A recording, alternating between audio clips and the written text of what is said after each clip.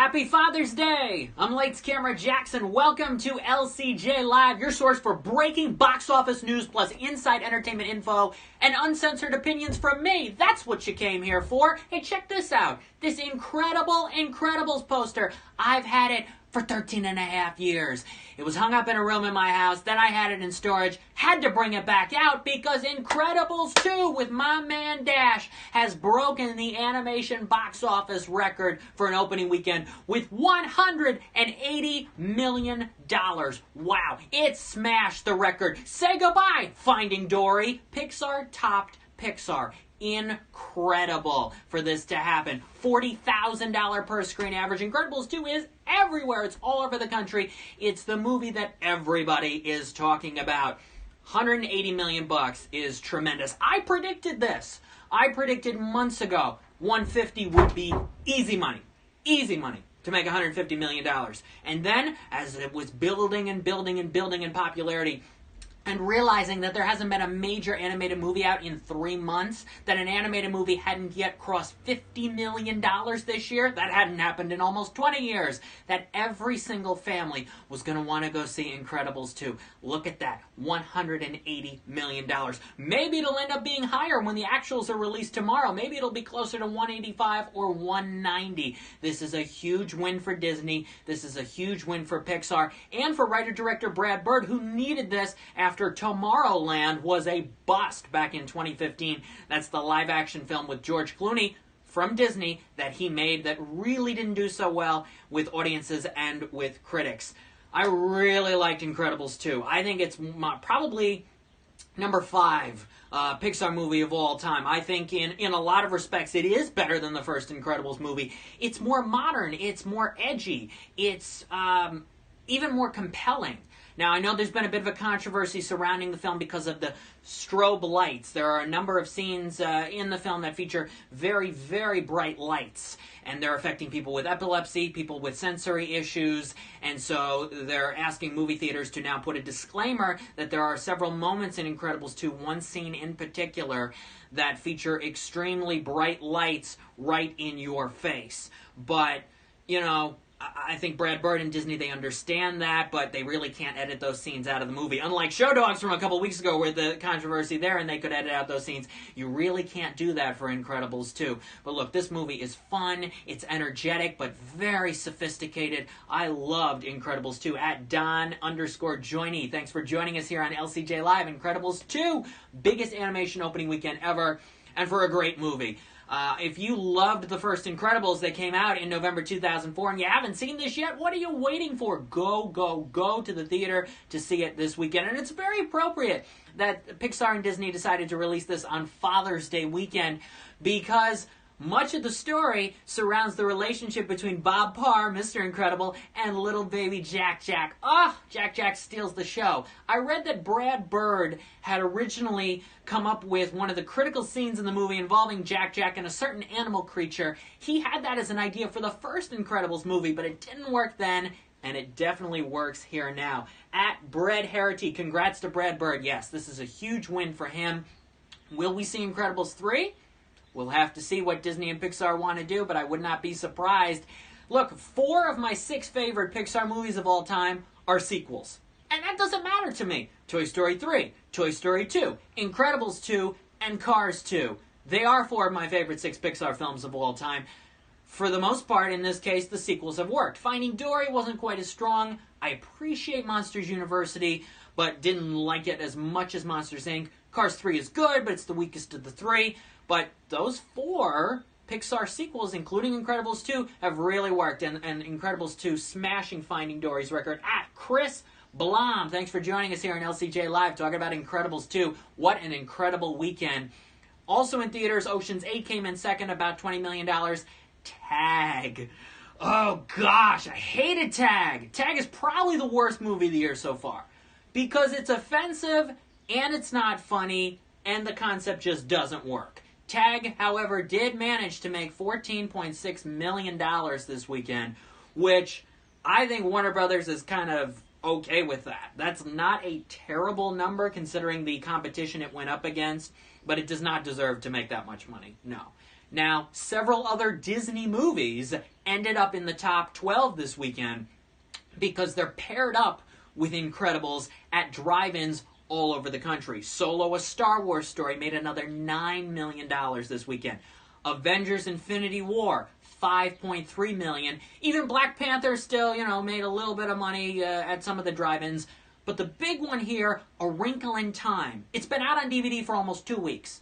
But Disney needed the movie to cross 100 million because it was at 98. So they said, guess what? We're going to pair it with Incredibles at drive-ins all over the country, a couple hundred of them, see if we can get it over the $100 million mark, and they were very successful in doing that. A Wrinkle in Time jumped 1,643%, making $1.8 million this weekend to come in 11th, bringing its total to exactly $100 million. Disney did exactly what they wanted to do, so there's A Wrinkle in Time. That's why it's 11th this weekend. It's a really sneaky move, and people say, well, we went to the drive-ins to see Incredibles. How many of those people actually stayed for A Wrinkle in Time? The money, even if those people left after Incredibles 2, that money, part of the money, goes towards A Wrinkle in Time anyway. So that's how it ended up making another $1.8 million this weekend.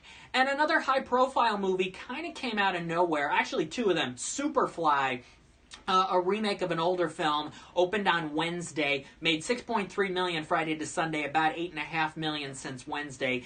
Not huge, but not a lot of marketing. Kind of came out of nowhere and was filmed just a few months ago, I believe in January. They started production on this movie. They got it out super quickly, but not making a whole lot of money. Another movie, though this one long in development, here this weekend opened in 500 theaters, Gotti.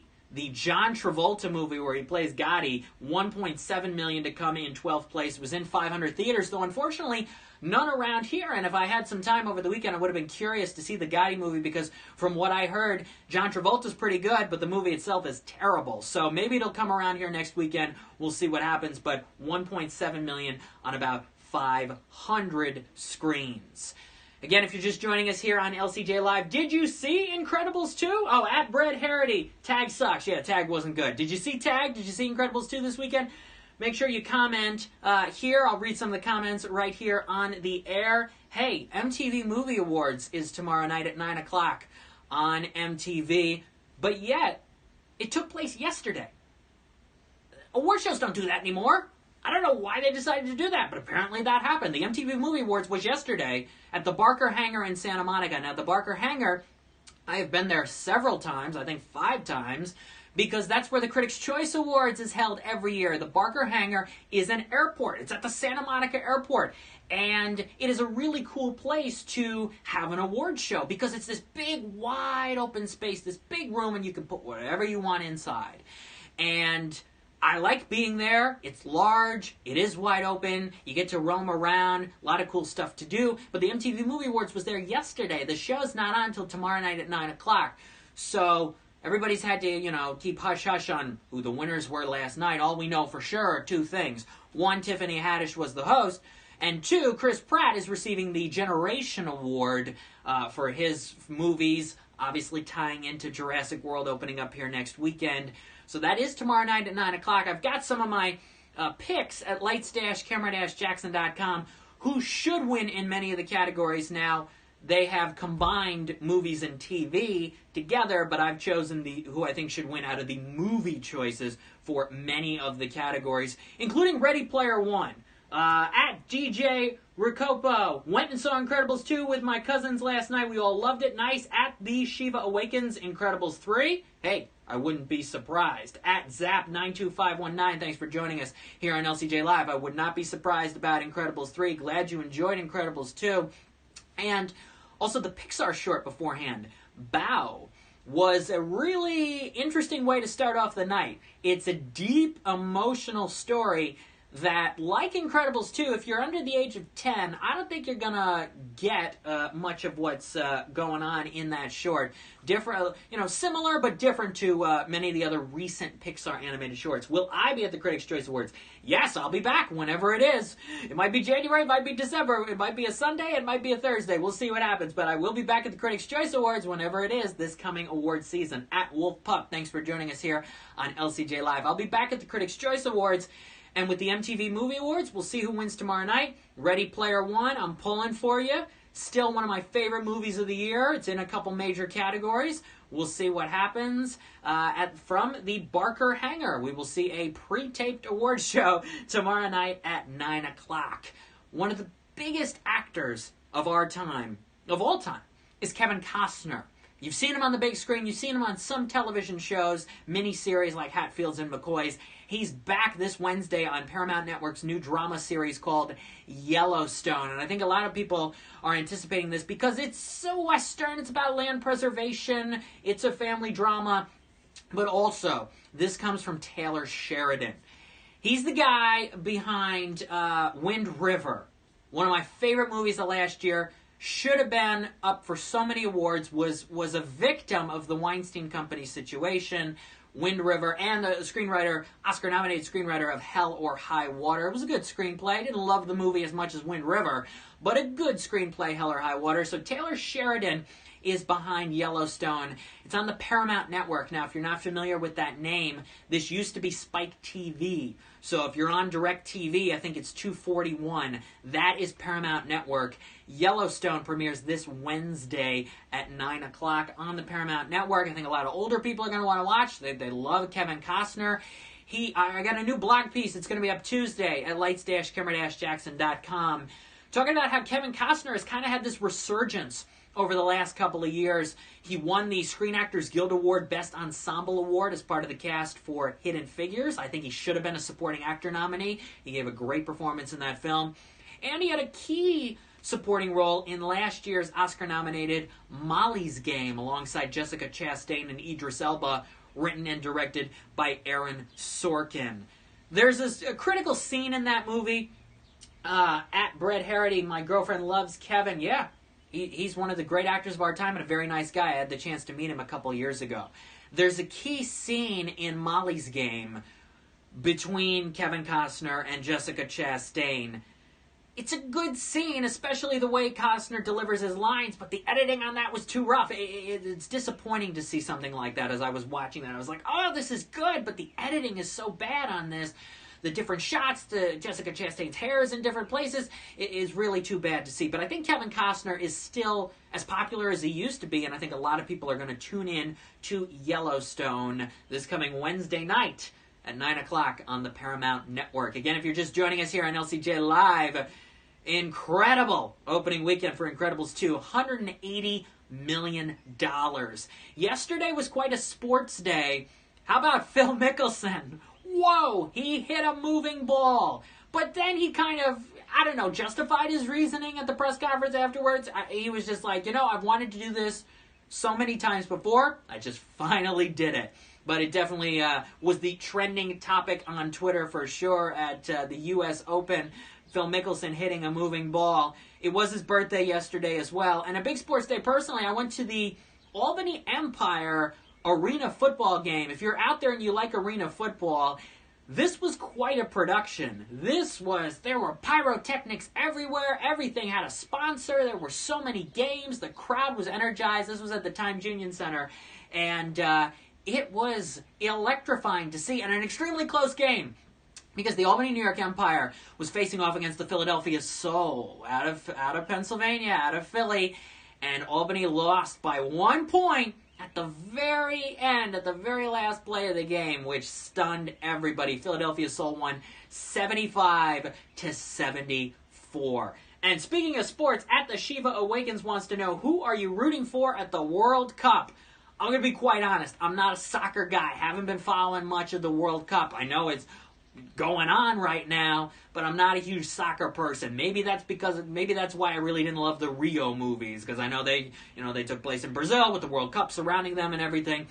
Not really into the World Cup, but hey, I'm into arena football now because last night was a whole lot of fun. So everybody at the Times Union Center, the Albany Empire, quite a production at Lua Dry. Thanks for joining us here on LCJ Live.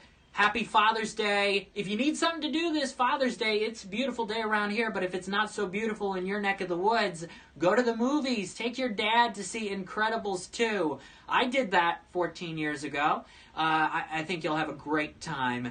Hope you guys enjoy it. Hope you see Incredibles 2 and put some money into it. I think it's going to make the most amount of money probably out of any movie released this summer. I think it'll give Avengers a run for its money. I think it'll give Black Panther a run for its money for the domestic box office total when all is said and done. Could it get to $700 million? It's not out of the question. Neither is an Incredibles 3. Not out of the question at all. Next week, Jurassic World Fallen Kingdom. Probably one of the biggest 1-2 punches in recent movie memory, going from Incredibles 2 to then Jurassic World Fallen Kingdom.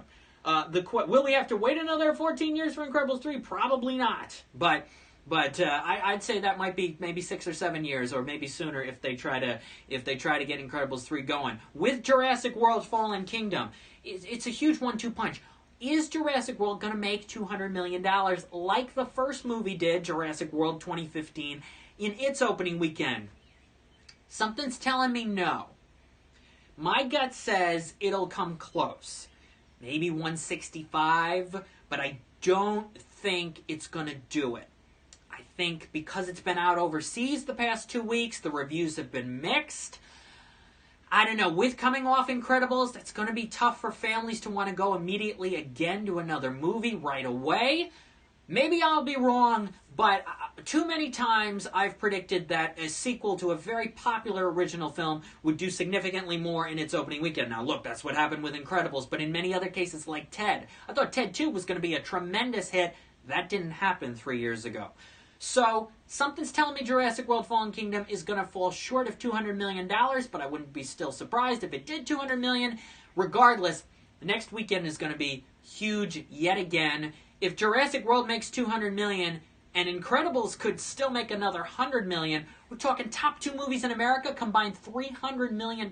That's insane. That's unprecedented. That's huge. So, look for that. Look for my review later this week. If you want my full reviews of Incredibles 2 and Tag, go right now to lights-camera-jackson.com. I'll have my review of Jurassic World Fallen Kingdom when I see it later this week. And we'll see you back here next week for another new episode of LCJ Live. It will not be at noon Eastern on Sunday, but we'll give you the time and date later this week. Look for that on social media at LCJ Reviews, at LCJ Live, for the specific time for next week's new episode of LCJ Live. Again, congrats to Incredibles 2 on $180 million.